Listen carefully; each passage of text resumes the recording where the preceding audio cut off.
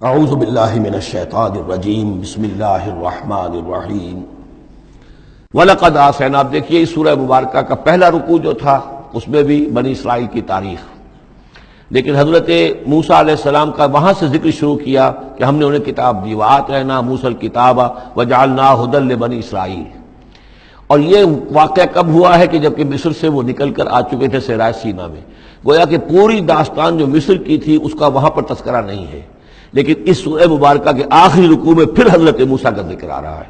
یہ گویا کہ خاص اسلوب ہے اس قرآن مجید کی صورتوں کا، خاص طور پر جو صورتیں کہ ایک ہی وقت میں خطبے کی شکل میں نازل ہوں، ان کی ایک تو یہ کہ ابتدائی اور آخری آیات جو ہیں ان کی ایک خصوصی اہمیت اور فضیلت ہوتی ہے، اور دوسرا یہ کہ ان کے اندر خاص ربط ہوتا ہے.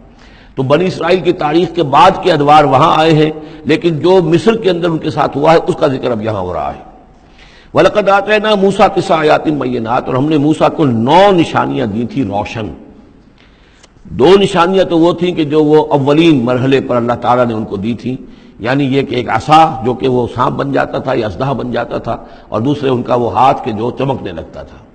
اس کے بعد 7 نشانیاں ان کو جو اور دکھائی گئی مختلف اوقات میں، ان پر جو عذاب آئے اور حضرت موسیٰ کے دعا کرنے سے پھر وہ وقت پر ٹل جاتے رہے.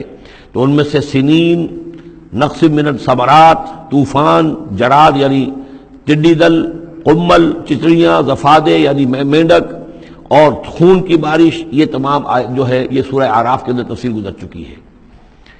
لقد آتینا موسیٰ 9 آیات بینات فصل بنی اسرائیل اذ جاءہم. تو ذرا پوچھ لو ان بنی اسرائیل سے کہ جب موسیٰ ان کے پاس آئے، فقال له فرعون، تو فرعون نے ان سے کہا، انی لاظنک یا موسیٰ مسحورا، کہ میں تو یہ سمجھتا ہوں کہ اے موسیٰ تم پر کوئی جادو ہو گیا ہے. اب دیکھیے یہی لفظ آیا یہاں پر جو حضور کے بارے میں صورت میں آیا ہے، ان تتبعون الا رجلا مسحورا، تم نہیں پیروی کر رہے ہو مگر ایک ایسے شخص کی جس کے اوپر سحر ہو گیا ہے.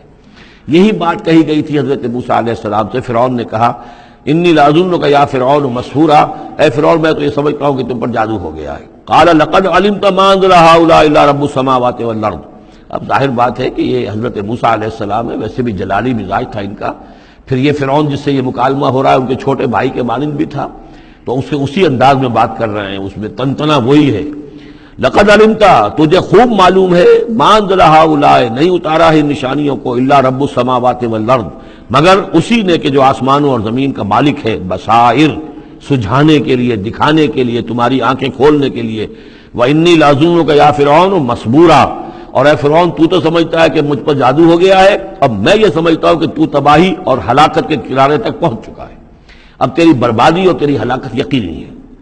فاراد ان یستفزهم من الارض، تو فرعون نے ارادہ کیا کہ انہیں اکھاڑ پھینکے زمین سے، یعنی جو بھی اس نے شکل اختیار کی تھی کہ لڑکوں کو قتل کرو اور لڑکیوں کو زندہ رکھ لو، ظاہر بات ہے قوم کے استحصال کا اور اس کو ختم کرنے کا اس سے اور زیادہ عمدہ ذریعہ کیا ہو سکتا ہے. فاغرقناہ ومن معہ جمیعا، تو غرق کر دیا ہم نے اس کو اور اس کے جتنے بھی لوگ اس کے ساتھ تھے ان سب کو. وقلنا من بعدہ لبنی اسرائیل اسکنوا الارض، اور پھر ہم نے کہہ دیا بنی اسرائیل سے ان کے اس کے بعد کہ اب زمین میں تم آباد ہو جاؤ.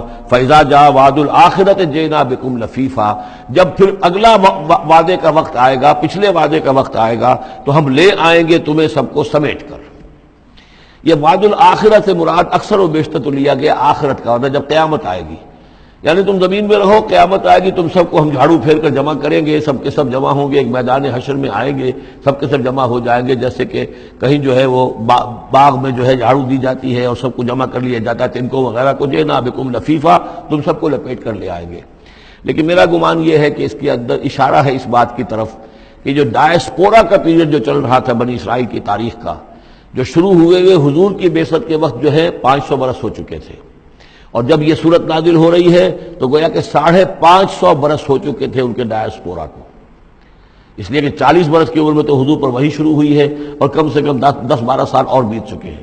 550 برس سے وہ نکال دیے گئے تھے سرزمین فلسطین سے، اور وہ منتشر ہو گئے تھے پوری زمین میں، کوئی کہیں کوئی کہیں کوئی کہیں. لیکن اشارہ کیا جا رہا ہے کہ جب آخرت کا وقت قریب آئے گا تو تم سب کو سمیٹ کر لے آئیں گے، جیسے کہ آج ان کو جھاڑو پھیر کر پوری دنیا میں یہودیوں کو فلسطین میں جمع کیا جا رہا ہے. اس لیے کہ ان کا جو آخری جو انجام ہے، جس سزا کے یہ مستحق ہو چکے تھے حضرت مسیح علیہ السلام کو رد کر کے، اور جس سزا کی مزید توثیق ہو گئی جبکہ انہوں نے حضور پر بھی ایمان لانے سے انکار کر دیا، تو اب یہ کنڈمڈ پرزنرز کے مانند ہیں کہ اب ان کی سزا تو ہو چکی ہے لیکن اس کی ایگزیکیوشن ابھی باقی ہے. وہ ایگزیکیوشن جو ہے عنقریب وہ وقت آنے والا ہے کہ جب ان کی ایگزیکیوشن ہوگی، اور ظاہر بات ہے پوری دنیا میں پھیلے ہوئوں کے لیے وہ ایگزیکیوشن جو ہے اس کے بجائے بہتر شکل یہ کہ ان کو سمیٹ کر لے آیا جائے. تو در حقیقت یہ گریٹر اسرائیل کا قیام جو بھی ہو رہا ہے، اسرائیل تو قائم ہو گیا ہے اور عین ممکن ہے کہ گریٹر اسرائیل بھی قائم ہو جائے جیسا کہ ان کا نقشہ ہے، لیکن یہ کہ وہ ان کا گریٹر گریو یارڈ بنے گا. پھر بالآخر حضرت مسیح ہی زمین پر دوبارہ نازل کیے جائیں گے اور انہی کے ذریعے سے اس قوم کی ہلاکت ہوگی آخری. تو جب وہ وقت آئے گا قیامت کے وعدے کا تو پھر ہم تمہیں لے آئیں گے سمیٹ کر، پوری دنیا میں سے جھاڑو پھیر کر تمہیں سب کو ایک جگہ جمع کر لیں گے. واللہ عالم. اب اس کے بعد پھر اس سورہ مبارکہ کے آخری آیات میں قرآن مجید کا تذکرہ جو ہے بڑے شاندار الفاظ میں ہے. وَبِالْحَقِّ أَنزَلْنَاهُ وَبِالْحَقِّ نَزَلَ. اس کو تو جب تک اس طرح زور دے کر نہ پڑھا جائے تو اس کا جو اصل جو ہے اس کا اثر وہ ظاہر نہیں ہوتا. اس قرآن کو ہم نے حق کے ساتھ نازل کیا ہے اور یہ حق کے ساتھ نازل ہوا ہے. یہ بالکل ایسے ہی ہے جیسے کہ سورۃ طارق میں ہے وَمَا هُوَ بِالْحَزْلِ إِنَّهُ لَقَوْلٌ فَصْلٌ وَمَا هُوَ بِالْحَزْلِ. یہ قرآن اب قول فیصل بن کر نازل ہوا ہے. جیسے کہ حضور نے فرمایا، حضرت عمر رضی اللہ تعالیٰ عنہ راوی ہے، ان اللہ یرفع بہذا الکتاب اقواما ویضع بہ آخرین. اب اللہ تعالیٰ اسی کتاب کی بدولت قوموں کو اٹھائے گا. مسلمانوں کو اٹھایا، عروج پر پہنچایا، اور اب ہم مسلمانوں نے اسے ترک کر دیا تو ہمیں زمین پر گرا دیا ہے. خار از محجوری قرآن شدی، شکوہ سنجے گردش دوران شدی، اے تو شبنم برزمی افتندئی در بغل داری کتاب زندگی. وبالحق انزلناہ وبالحق نزل وما ارسلناک الا مبشرا ونذیرا. اور اے نبی ہم نے نہیں بھیجا ہے آپ کو مگر بشارت دینے والا اور نذیر بنا کر، خبردار کرنے والا. وقرآنا فرقناہ. اور یہ قرآن جو ہے اس نے ہم نے ٹکڑے ٹکڑے کر کے بھیجا ہے، تھوڑا تھوڑا کر کے بھیجا ہے، ایک دم پورا نہیں اتار دیا ہے. لتقرأوا علی الناس علی مکث. تاکہ آپ یہ پڑھیں لوگوں پر، لوگوں کو سنائیں پڑھ کر ٹھہر ٹھہر کر، حالات کے مطابق. جن حالات سے کہ آپ کی دعوت اور تحریک گزر رہی ہو اسی کی مناسبت سے آیات نازل ہوں. سابقہ رسولوں کے حالات میں سے بھی جو واقعات کے اس دور کے ساتھ مناسبت رکھنے والے ہیں انہی کا تذکرہ کیا جائے. وَنَزَّلْنَاهُ تَنزِيلًا. اور ہم نے اس کو اتارا ہے تھوڑا تھوڑا کر کے. قُلْ آمِنُوا بِهِ أَوْ لَا تُؤْمِنُوا. اے نبی کہہ دیجئے تم اس پر ایمان لاؤ خواہ نہ لاؤ. ان الذین اوتوا العلم من قبلہ. یقیناً وہ لوگ جنہیں اس سے پہلے علم دیا گیا تھا. اذا یتلیٰ علیہم. جب یہ قرآن ان کو پڑھ کر سنایا جاتا ہے، یخرون للاذقان سجدا. تو وہ اپنی ایڑیوں کے، اپنی ٹھوڑیوں کے بل سجدے میں گر پڑتے ہیں. وَيَقُولُونَ. اور کہتے ہیں سبحان ربنا. یہ یقیناً ہوں گے جب قرآن یہ کہہ رہا ہے تو یہود کے علماء میں سے اس وقت جب تک کہ براہ راست جو کنفرنٹیشن نہیں ہوئی تھی، حضور ابھی مدینے نہیں آئے تھے، دور دور سے خبریں آ رہی تھیں، تو بعض لوگ ہوں گے کہ جو دل کے اندر ان کے یہ نیکی کے جذبات جو ہیں وقتی طور پر اٹھے ابھرے اور انہوں نے قرآن مجید کو پہچان کر پھر یہ کہ وہ سجدے میں گرے اللہ کے سامنے. وَيَقُولُونَ سُبْحَانَ رَبِّنَا إِن كَانَ وَعْدُ رَبِّنَا لَمَفْعُولًا. اور وہ کہتے ہیں پاک ہے ہمارا رب، اور یقیناً ہمارے رب کا وعدہ تو پورا ہو کر رہنا ہی تھا. اللہ کا تو وعدہ تھا، اللہ نے کہا تھا کہ ایک آخری نبی میں بھیجوں گا، اللہ نے کہا تھا اس کے منہ میں اپنا کلام ڈالوں گا. یہ کتاب استثناء جو ہے ڈیٹرانومی، اس کا باب جو ہے 18 اس کی 18 اور 19ویں آیات کے اندر ہے کہ میں ان کے بھائیوں میں سے اے موسیٰ تیرے مانند ایک نبی اٹھاؤں گا. ان کے بھائیوں میں سے، بنی اسرائیل کے بھائی بنی اسماعیل، ان میں سے تیرے مانند ایک نبی اٹھاؤں گا اور اس کے منہ میں اپنا کلام ڈالوں گا اور وہ لوگوں سے وہی کچھ کہے گا کہ جو میں اسے بتاؤں گا. اب اس کی مصداق آ گیا. ان کان وعد ربنا لمفعولا. یقیناً ہمارے رب کا وعدہ تو پورا ہونا ہی تھا. وَيَخِرُّونَ لِلْأَذْقَانِ يَبْكُونَ. اور وہ گر پڑتے ہیں اپنی ٹھوڑیوں کے بل روتے ہوئے. وَيَزِيدُهُمْ خُشُوعًا. اور ان کے اندر خشوع اور خضوع کے اندر اضافہ ہو جاتا ہے. آیت سجدہ ہے، سجدہ کر لیجیے. عظیم خزانے ہیں معرفت خداوندی کے اور توحید ربانی کے. اسی طرح کی 2 آیات آئیں گی سورہ کہف کے آخر میں. قُلِ ادعوا اللَّهَ أَوِ ادعوا الرَّحْمَٰنَ. کہو کہ چاہے اللہ کہہ کر پکار لو اور چاہے رحمان کہہ کر پکار لو. أَيَّمَّا تَدْعُوا. جس سے تم پکارو فَلَهُ الْأَسْمَاءُ الْحُسْنَىٰ. یہ جان لو کہ تمام اچھے نام اسی کے ہیں.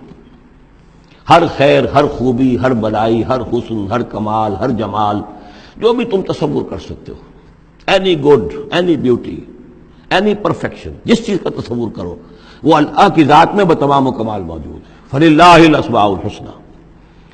قُلِ ادعوا اللَّهَ أَوِ ادعوا الرَّحْمَٰنَ أَيَّمَّا تَدْعُوا فَلَهُ الْأَسْمَاءُ الْحُسْنَىٰ وَلَا تَجْهَرْ بِصَلَاتِكَ وَلَا تُخَافِتْ بِهَا اور جب اس سے تم سرگوشی کیا کرو، مناجات کیا کرو نماز پہ، تو نہ تو اپنی آواز بہت بہت پست رکھو اور نہ ہی اس کو بہت زیادہ بلند کرو، وابتغ بین ذالک سبیلا، بلکہ اس کے بین بین ایک روش اختیار کرو۔ آخری آیت جو ہے یہ یوں سمجھیے کہ اپنے مضمون کی مناسبت کے اعتبار سے تو واقعتاً یہ ہے کہ یہ سورہ اخلاص کے تقریباً ہم وزن آیت ہے۔ 5 انداز سے اس میں اللہ تعالیٰ کی توحید اور عظمت کا بیان ہے ایک آیت میں۔ قل الحمدللہ، کہیے کل حمد، کل شکر اللہ کے لیے، الذی لم یتخذ ولدا، دوسری بات جس نے کہ کسی کو اپنی اولاد نہیں بنایا، نہ بیٹا نہ بیٹی، لم یلد ولم یولد، سورہ اخلاص، ولم یکن لہ شریک فی الملک، نمبر 3 اس کا کوئی ساجی نہیں ہے بادشاہی میں، تنہا مالک ہے، مالک الملک، کوئی اختیار کسی کے پاس نہیں ہے۔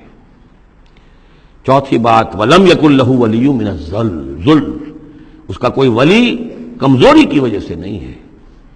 تم دوستیاں نبھاتے ہو، پالتے ہو اس لیے کہ تمہیں ضرورت ہوتی ہے، دوست وقت پہ کام آئے گا، تم اس کی کبھی کوئی ناجائز بات بھی ماننے پہ مجبور ہو جاتے ہو، دوست ہے اس کی بات کیسے ٹال دوں، اس لیے کہ دل میں یہ ہوتا ہے کہ کبھی مجھے بھی اس سے کوئی بات منوانی پڑے گی، ضرورت ہو سکتا ہے۔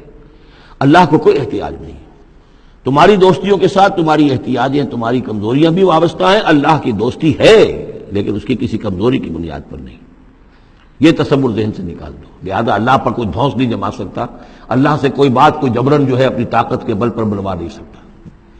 اور سب سے بڑی پھر 5ویں بات وَكَبِّرْهُ تَكْبِيرًا، اس کی تکبیر کرو جیسے کہ تکبیر کا حق ہے، اور تکبیر کرو کہ میں نے ترجمہ کیا ہے، تکبیر کہنے سے صرف نہیں ہو جاتی، اللہ اکبر کہنا جو ہے یہ تو صرف ایک پہلا درجہ ہے۔ ہم نے کہا اللہ بڑا ہے، اللہ کو بڑا کرو جیسا کہ بڑا ہونا چاہیے، تمہاری پارلیمنٹ میں اس کی بڑائی مانی جائے، طے ہو اس پارلیمنٹ کے اوپر تلوار لٹکی ہوئی ہے، کتاب و سنت کے خلاف کوئی قانون سازی یہاں نہیں ہو سکتی، تب معلوم ہوا کہ اس پارلیمنٹ میں اللہ بڑا ہے۔